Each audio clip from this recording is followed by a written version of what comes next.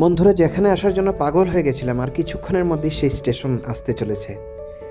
মথুরাতে আর অল্প সময়ের মধ্যেই আমরা নেমে পড়ব। নেমে গেছি মথুরাতে। এখন সেখান থেকে বেরিয়ে অটো নিতে হবে বৃন্দাবন যাওয়ার জন্য, তাই তার উদ্দেশ্যে বেরিয়ে পড়লাম।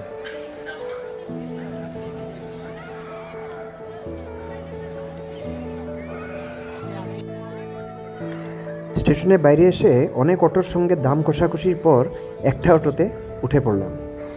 রাধারানী যে আমার স্বপ্নটা এত তাড়াতাড়ি পূর্ণ করে দেবে সেটা আমি কখনো ভাবতে পারিনি। তাই রাধারানীকে বৃন্দাবনে এসে প্রাণ ভরে প্রণাম করে নিজের ভালোবাসাটা জানালাম। অটোতে ইনিই আমার সঙ্গী ছিলেন।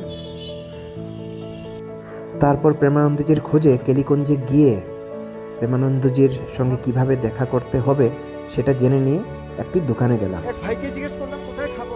ওই ভাই বলল যে এই প্রেমানন্দজির এখানেই রাত্রে 9টা থেকে ভালো ভোজন হয়। এখন আবার সেখানেই যাচ্ছি।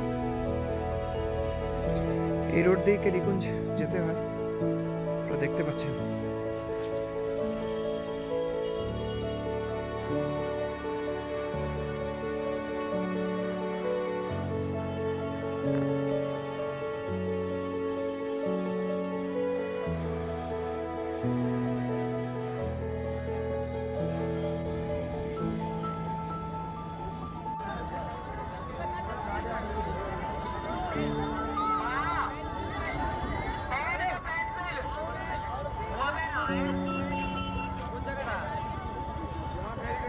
প্রেম মন্দির তো দেখা হয়নি, কারণ প্রেম মন্দির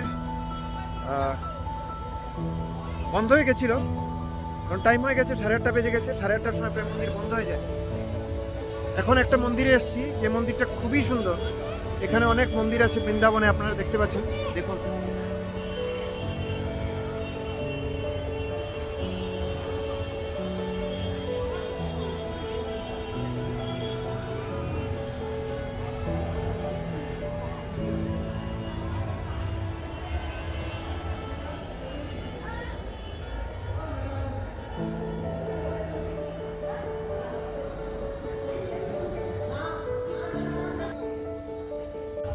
বন্ধুরা আজকে ভিড়ের জন্য প্রেম মন্দিরে করতে পারিনি, মানে ছবি উঠাতে পারিনি।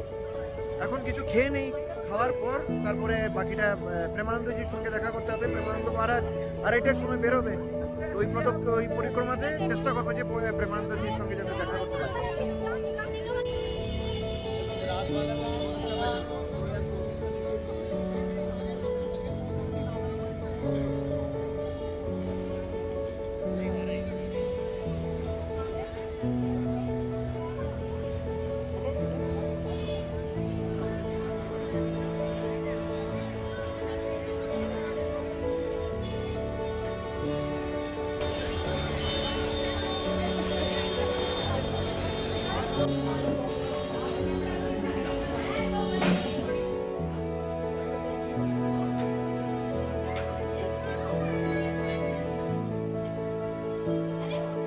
বন্ধুরা, আমি এসে পড়েছি বাড়িতে।